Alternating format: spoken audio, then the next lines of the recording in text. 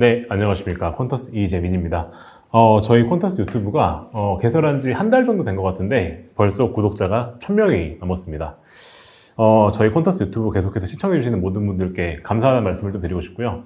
그래서 저희가 1000명 기념으로 해서 그 구독자분들과 그리고 저희 콘터스 커뮤니티에서 좀 Q&A를 받아봤습니다. 그래서 오늘 영상에서는 그 유저분들이 궁금해하셨던 이 Q&A에 관련된 부분들을 좀 답변을 드리려고 하거든요.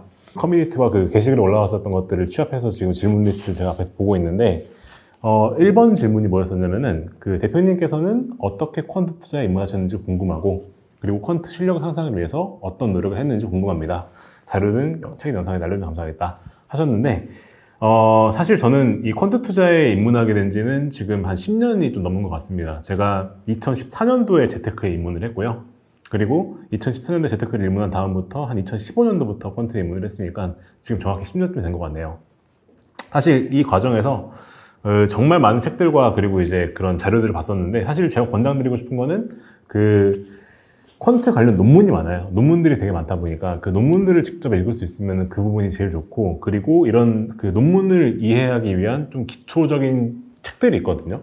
이제 그래서 제가 좀 추천하는 책 같은 경우는 제가 이 유튜브 댓글에다가 정리해서 남겨드릴 수 있도록 제가 정리해서 좀 남겨드리겠습니다. 그래서 그 부분은 제가 정리해서 좀 남겨드리도록 할 거고 그리고 어떻게 공부하면 좋은지 그 부분도 제가 짤막하게라도 좀 적어서 알려드리도록 하겠습니다.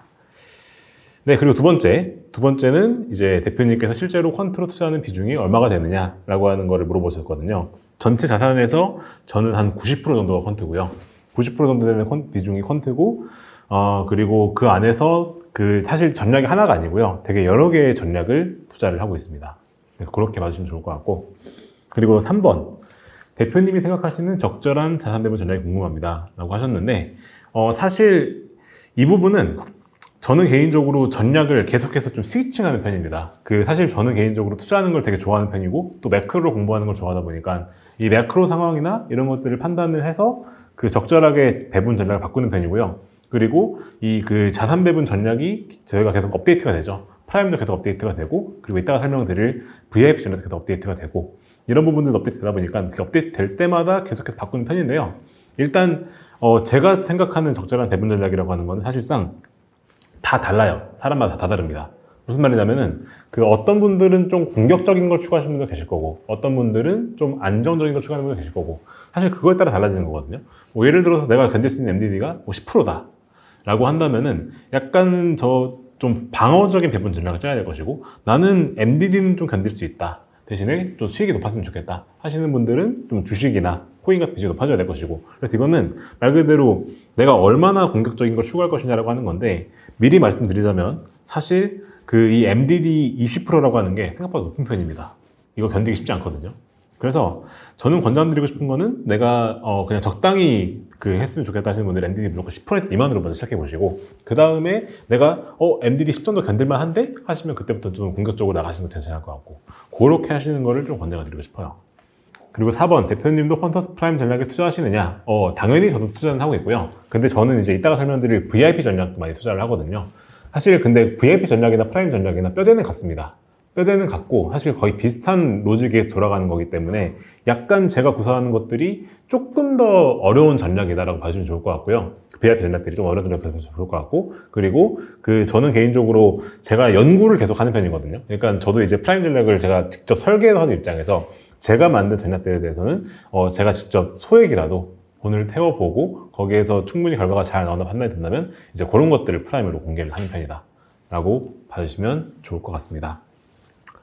그리고 5번은 만약에 미국의 그 적자가 지금 극에 달해서 미국장이 역대 최악 수준으로 무너질지라도 프라임 전략에 방어할 수 있느냐 과거 백테스트 말고 논리적 이유 말씀해 주셔서 감사하겠다 라고 하셨는데 사실 이 부분과 관련된 부분은 사실 저희가 말 그대로 블랙스완이 온다고 가정을 했을 때 사실 블랙스완이 오게 되면은 솔직히 말씀드리면은 거의 모든 전략들이 MDD를 갱신하게 되거든요.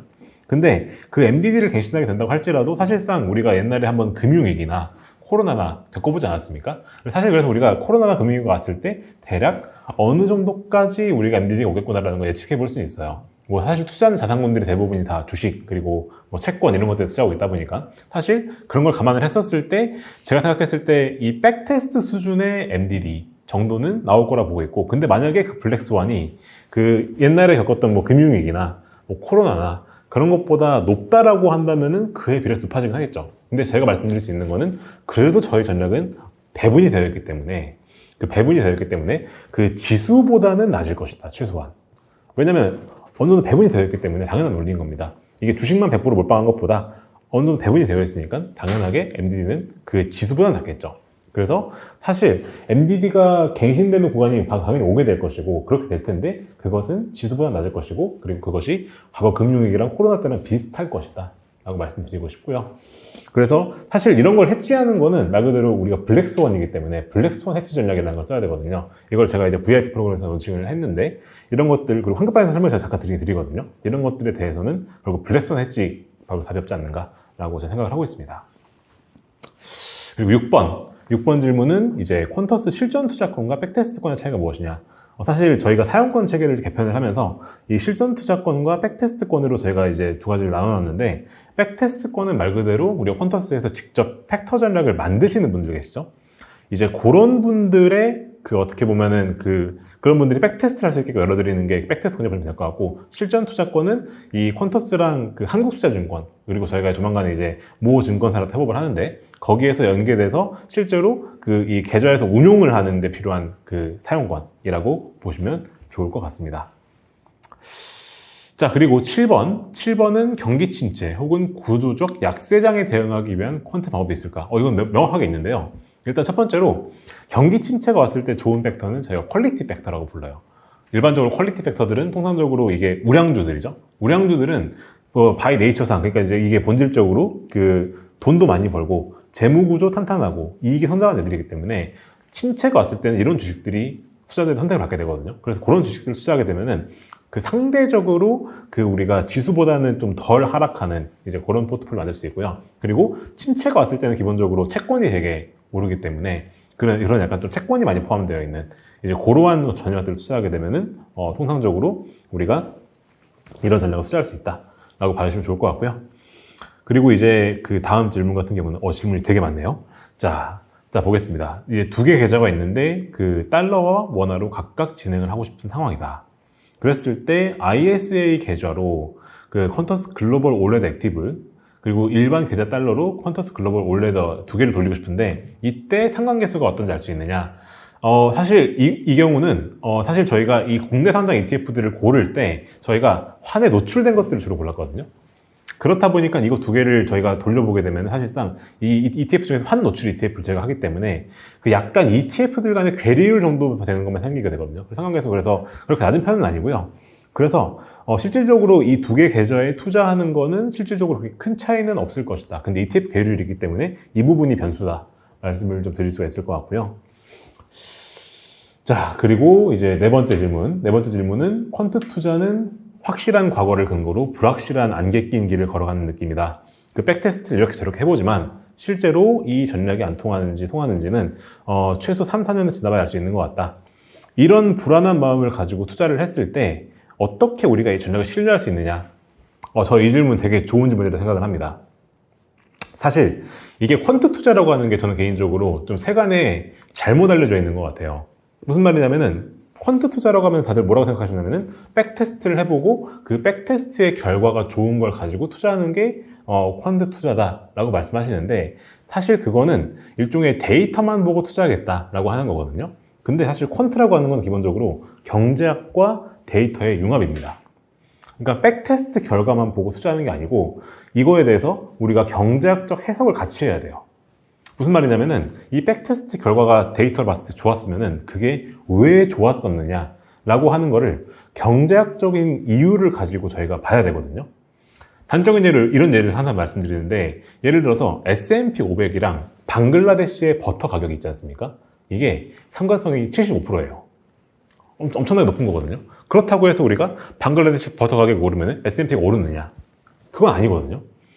우리가 만약에 데이터만 보고 투자한다고 생각을 하면은 그런 게 나왔을 때 그걸 투자를 하는 게 맞는 거거든요. 근데 그게 아니죠. 왜냐? 설명이 안 되니까. 즉, 경제학적인 근거가 기본적으로 있어야 되는 게 퀀트거든요. 뭐 예를 들어서 가치 팩터라고 하는 거는 싼 게 비싼 것보다 좋다라고 하는 경제학적 근거가 있는 거고, 그리고 소형주 투자 같은 경우도 상대적으로 적은 주식이 유동성이 좀 들어왔을 때 많이 오는 경향이 있으니까 그래서 좋은 거고, 이런 여러 가지 근거들이 있거든요.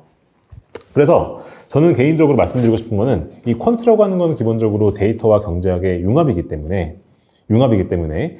데이터만 보고 투자하는 거는 저는 개인적으로 말씀을 좀 권장드리고 싶진 않고, 이 백테스트 결과를 우리가 경제학적으로 봤을 때 말이 되는지 해석을 하고, 그랬을 때 이게 향후 3년에서 5년 사이에 그 어떤 일들이 일어났을 때 이게 내가 생각했던 경제학적 근거랑 뭐 일치하는지 보면 돼요.